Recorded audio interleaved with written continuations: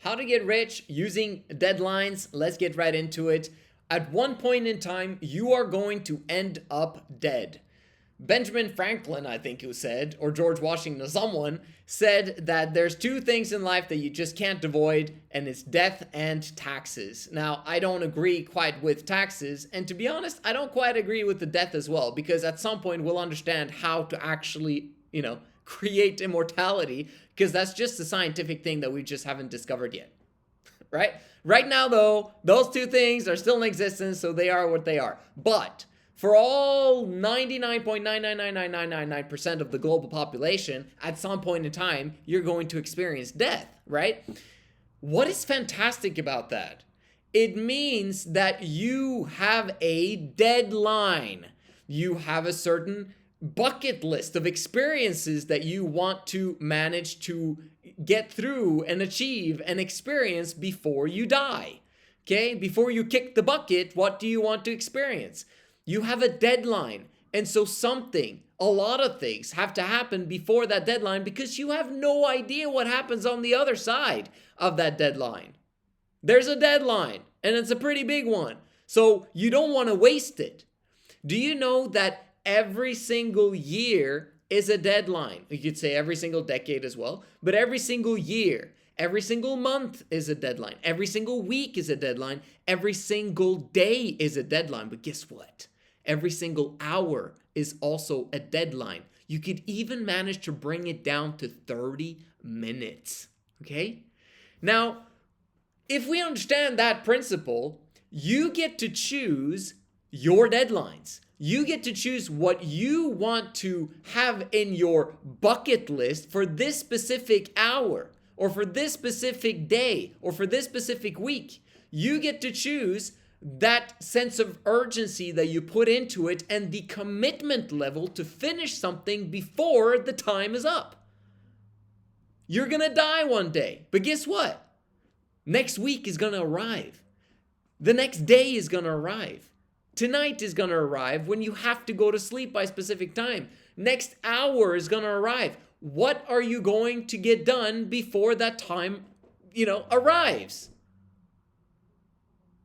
If you don't think big about what you're going to achieve in the short term, nothing big is going to happen in the long term.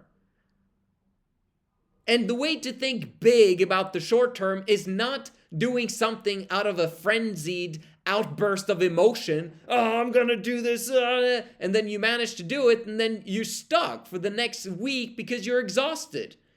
You want to follow the game of life as if it's a marathon, understanding that you want to do things that are sustainable, things that you actually can do on a daily basis, and then the next day, and then the next day, and then the next day. This is why I always talk about the daily schedule being such an imperative thing to master, because if you can master that, then you have a sustainable plan for you to grow exponentially over the next 10, 20, 30, 50, 60 years. You want to understand that system of prioritization of how to use your day wisely with deadlines so that you can achieve your long-term goals. Someone said that you should think globally but act locally.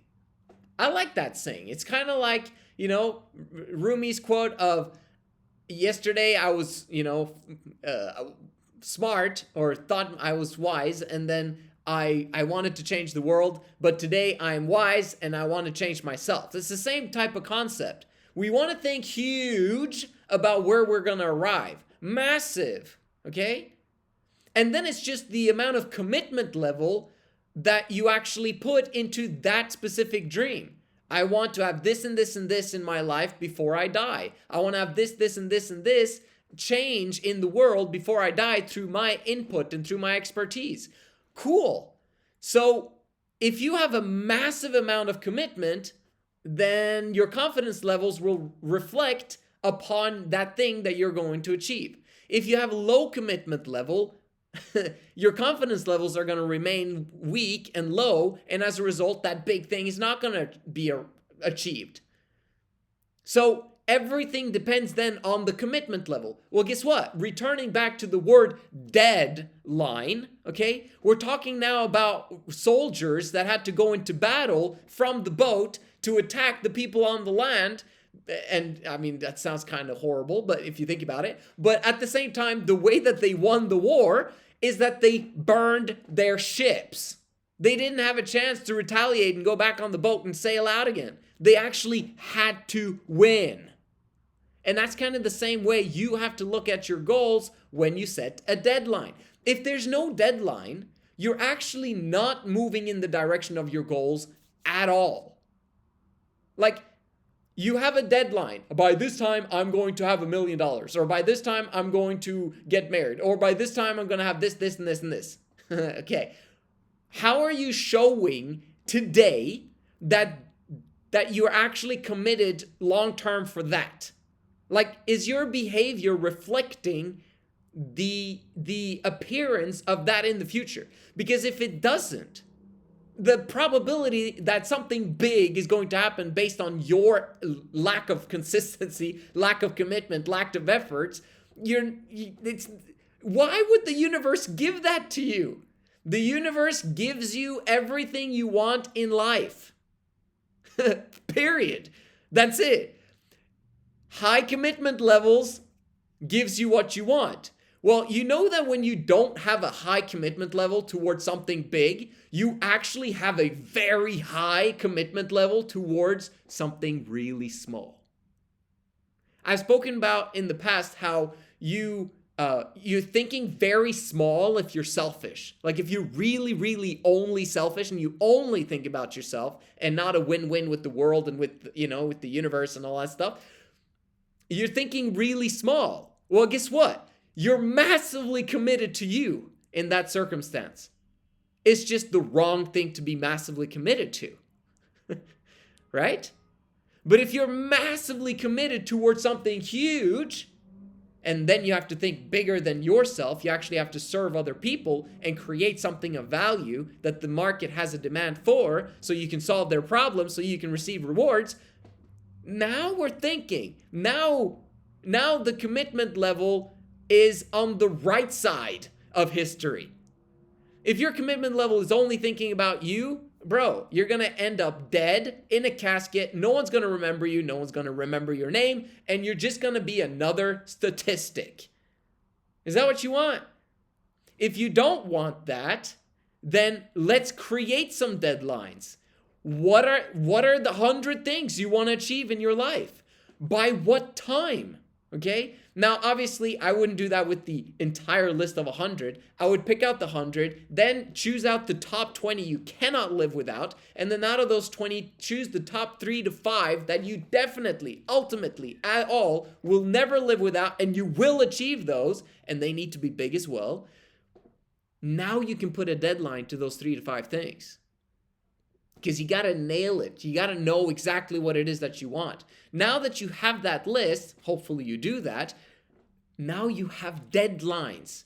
And now we bring it back to what do you have to do this year to achieve that big, hairy, audacious goal? What do you have to do this month? What do you have to do month after month after month this year in order to achieve it? What do you have to do this week? What do you have to do this day? The cool part is that compounding growth, right? Because the compounding effect of money, it's like percentage increases per day or year, etc.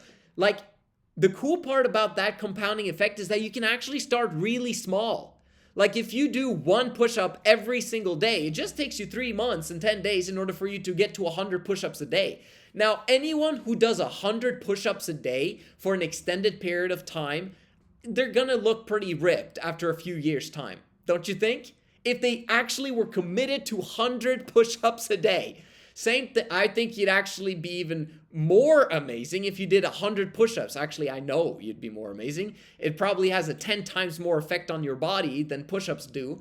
Although push-ups is great because you don't need any tools, you don't need anything, you don't need any, bar, whatever. But pull-ups are insane in terms of developing your everything. So I'm just saying, only 3 months and 10 days to get to 100? And then the compounding effect of that is freaking insane. Because once you master that, you kind of want to master the flagpole. And then you want to master something, the push over the bar thing. Like, that's the cool part about success, is the small things that you do on a daily basis. Although you have a massive deadline, but it's something really small, if that is compounded over time, bro, you won't be able to recognize yourself in a few years' time. So knowing all of this, what's the most important thing when it comes to success? Correct information, okay? Correct implementation. Both of those you get from a coach, by the way. And number 3, consistency through accountability. This is what On Track is all about. The business that I've created is all about using coaches to get the accountability and the consistency with the application, the correct application of the correct information, in order for you to achieve all those big, hairy, audacious goals you've got on that dream list, with the deadline, and a specific deadline that you are going to achieve because your commitment level is through the roof. That's how success works, and I want you to understand it and take that to heart, because then you can take it to the bank. Thank you so much for watching. See you guys in the next one.